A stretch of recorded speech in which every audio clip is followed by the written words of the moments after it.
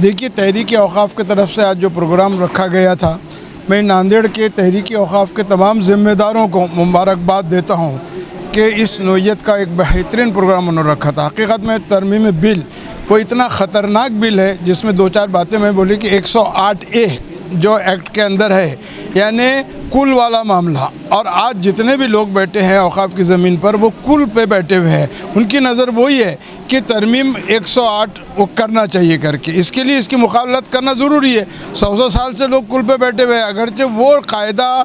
उन्होंने रद्द कर दिया तो हमारी जितनी ज़मीनात और जायदाद थी वो पूरी की पूरी चले जाएंगी। ट्रिब्यूनल के बारे में जो मैं बात किया हूँ कि ट्रिब्यूनल को एक स्टेटस है, वहाँ एक जज होता है, आप उसके पावर कलेक्टर को दे रहे हैं। अरे कलेक्टर तो गवर्नमेंट से नॉमिनेट होता है। वो कलेक्टर के ATA शेख ने रिपोर्ट दी है कि उन्हें हमारी प्रॉपर्टी को कैसे तबाह, और आने वाले दिनों में वही करेगा। इसके लिए हमने जो तहरीक औक़ाफ़ की तरफ से इन लोगों को, तमाम लोगों को कहा कि ये एक बड़ी मूवमेंट, ये खाली तहरीक बोले तो तहरीक अवामी तहरीक बनाना पड़ेगा हमको। इसके लिए रोड पर, सड़क पर, जहाँ भी है, खाली निवेदन देना, खाली हमको ऐसे प्रोग्राम लेना और प्रोग्राम लेकर के बातें करना बिल्कुल नहीं। जो गलत काम कर रहा है, चाहे वो हमारा हो और कोई हो, उसको उसी तरीके से उसका जवाब जब तक हम देंगे नहीं, ये हमारे जो मसाइल है वो ख़त्म नहीं होने वाले। अभी अमेंडमेंट का जो प्रोसेस है वो JPC के पास पहुंचा है,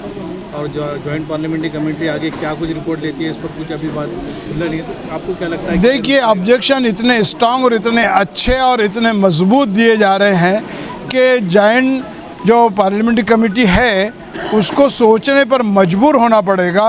नहीं तो बहुत आसानी से वो कर लिया जाता। मगर जिस तरीके से आज, जिस तरीके से 2024 के पार्लियामेंट के इलेक्शंस के अंदर अवाम में बेदारी आई थी, आज वही बेदारी हमको तमाम लोगों के अंदर नज़र आ रही है, और यही बेदारी उनको जो तरमीमी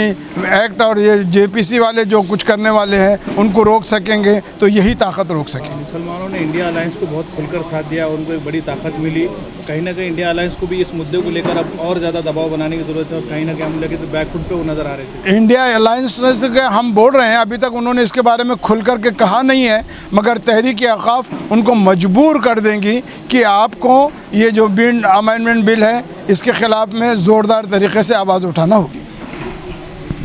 हुकूमतें जमहूरी तौर तरीक़े का फ़ायदा उठा के गलत कानून और काले कानून मुसलमानों पे और दीगर तबक़ात पे भी, जैसे किसानों के ख़िलाफ़ काले कानून है, मज़दूरों के ख़िलाफ़ काले कानून है, औरतों के ख़िलाफ़ काले कानून है, उसी तरह मुसलमानों के ख़िलाफ़ भी काले कानून ला रही है। और ये जो वफ़ अमेंडमेंट के नाम पर अमेंडमेंट किया जा रहा है, ये मुसलमानों की मिल्कियतों को खुलेआम तौर पर सरकार के अधीन जाकर बेचने का, दलाली करने के लिए लाइसेंस देने का कानून है। इस कानून के ख़िलाफ़ अल्हम्दुलिल्लाह 80 साल नौजवान अली जनाब शबीर अंसारी साहब एक तहरीक औक़ाफ़ के ज़रिए लड़ाई लड़ रहे हैं। नांदेड़ के सभी समाजी सियासी तंजीमों ने साथ में आकर तहरीक औक़ाफ़ को साथ में लेते हुए अल्हम्दुलिल्लाह इस तहरीक को आगे बढ़ाया है, और इसका ही हिस्सा बोल के बरोज़ पीर बाद नमाज जोहर एक धरना आंदोलन रखा गया है कलेक्टर ऑफिस पे, जो अली जनाब शबीर अहमद अंसारी साहब के ज़ेर सदारत वो पूरा धरना आंदोलन होगा, और अली जनाब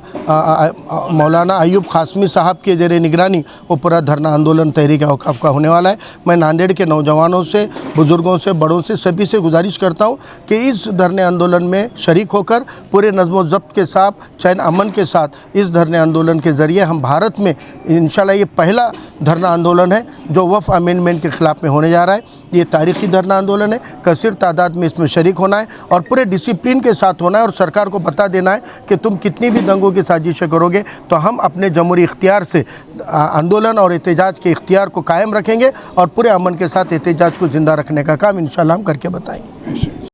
कल बतारीख़ 9